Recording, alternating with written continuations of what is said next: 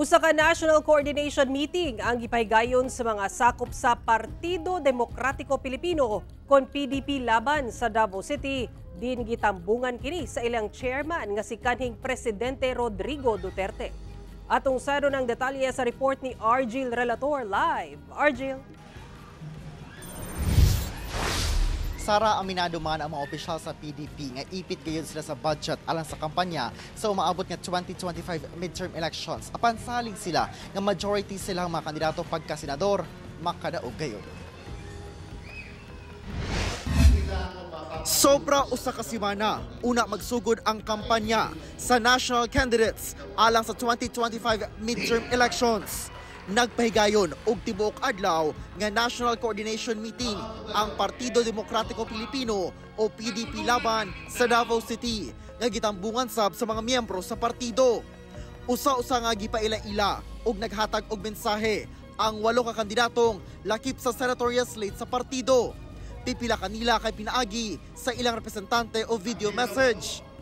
Lakip sa senatorial slate sa partido nga gitawag nga Duterte senatorial candidates sila Raul Lambino, Philip Salvador, Apollo Kibuloy, Rodante Marcoleta, Senator Ronald Bato de la Rosa, Senator Bongo, Jimmy Bondoc o JV Hinlo.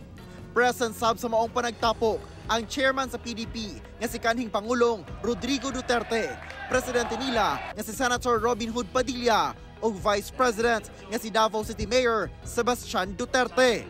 Ang kanhi Pangulong Duterte dunay mensahe kay Pangulong Bongbong Marcos sa umaabot nga eleksyon.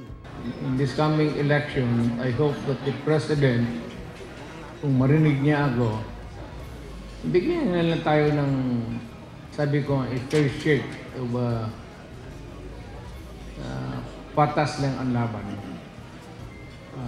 Wala lang, he will not allow, huwag kayong pumasok sa takutan po kayong survival. Aminado ang mga opisyal sa PDP nga ipit sa budget ang partido para sa kampanya. Ang PDP is shoestring budget talaga to. But whatever na makuha namin na malaki, kung may magbigay man, ngayon ang mga negosyante, we will share with you. Medyo challenging. It is an uphill battle. We are against the resources of an entire nation. Apan salig ang kanhi Pangulong Duterte nga mudaog ang ilang mga kandidato sa Senado. Mananalo tayo, maniwala kayo. Maniniwala. Hindi naman siguro lahat, malas lang, pero lulusot karamihan sa ating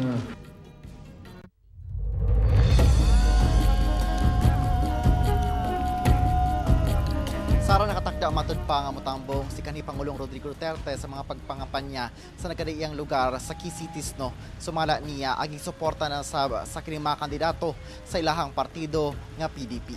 Sara. Okay, daghang salamat Argil Relator.